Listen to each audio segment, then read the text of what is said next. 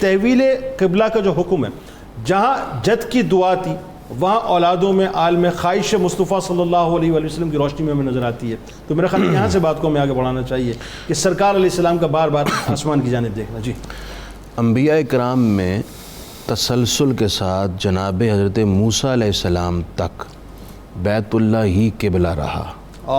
جناب موسیٰ علیہ السلام سے ہمارے نبی رحمت صلی اللہ علیہ وآلہ وسلم کی آمد تک بیت المقدس قبلہ رہا. ٹھیک. آپ صلی اللہ علیہ وآلہ وسلم کے اظہار نبوت کے بعد 16 یا 17 ماہ تک بیت المقدس کو قبلہ گردان کر اسی کی جانب نماز ادا کی جاتی رہی. ٹھیک ہے. آپ صلی اللہ علیہ وآلہ وسلم بنی سلمہ کی مسجد، جسے ایک مسجد قبلتین کہتے ہیں، اس میں ظہر کی نماز ادا فرما رہے تھے. آپ کی خواہش تھی اور دل میں یہ چاہت تھی کہ اللہ تعالی ہمارا قبلہ بیت المقدس کے بجائے بیت اللہ کو مکہ شریف اللہ کر دے. اس خواہش کے پیچھے بظاہر ایک وجہ، حالانکہ حقیقت میں تو کئی حکمتیں ہیں، وہ یہ تھی کہ منافقین اور جو مدینہ طیبہ کے یہودی تھے، ٹھیک، یہ لوگ اعتراض کرتے تھے. اچھا. اعتراض کیا تھا کہ آپ ایک نئے دین، نئی شریعت کا دعویٰ کرتے ہیں لیکن قبلہ ہمارا ہے جس جانب آپ نماز پڑھتے ہیں. ٹھیک ہے. تو اللہ تعالیٰ کی بارگاہ میں آپ کی یہ چاہت تھی، تو دوران نماز ہی آپ دوسری رکعت میں آسمان کی طرف چہرہ اٹھا رہے ہیں اور دل میں چاہت ہے کہ آج ہمارا قبلہ تبدیل ہو جائے اور بیت اللہ قبلہ بن جائے.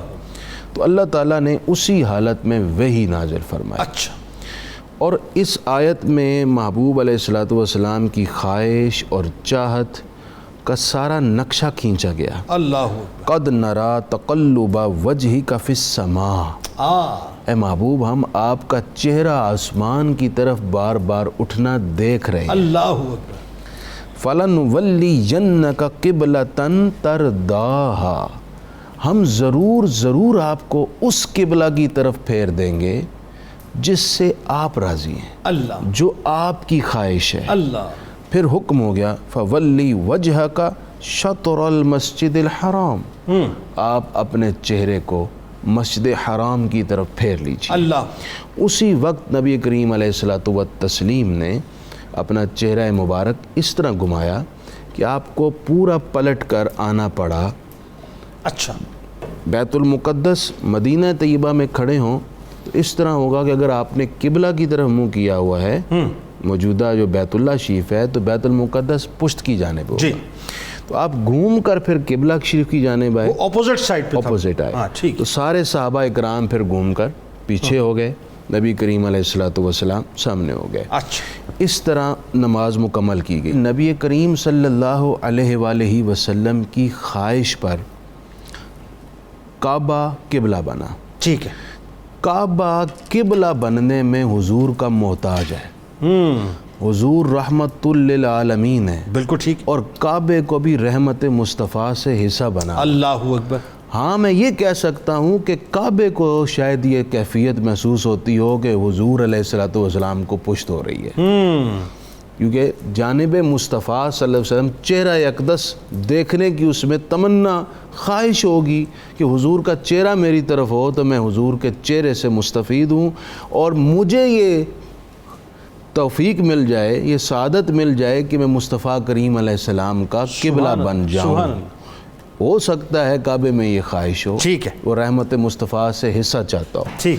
اس آیت سے دوسری بات یہ بھی معلوم ہو گئی کہ خواہش مصطفیٰ کا اللہ کی بارگاہ میں اتنا اعتبار ہے، اتنا احترام سبحان ہے اللہ، کہ عین نماز کی حالت میں بھی ہو تو اللہ تعالیٰ فوراً حکم جاری کر کے بیت اللہ کو کعبہ بنا دیتا ہے، قبلہ بنا دیتا ہے.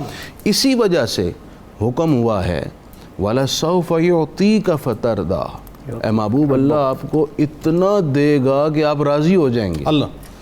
ساری دنیا مخلوق چاہتی ہے اللہ راضی ہو، اور اللہ چاہتا ہے میرے محبوب راضی ہو. وَلَسَوْفَ يُعْطِيكَ رَبُّكَ فَتَرْضَىٰ. وَلَسَوْفَ يُعْطِيكَ رَبُّكَ فَتَرْضَىٰ. اللہ.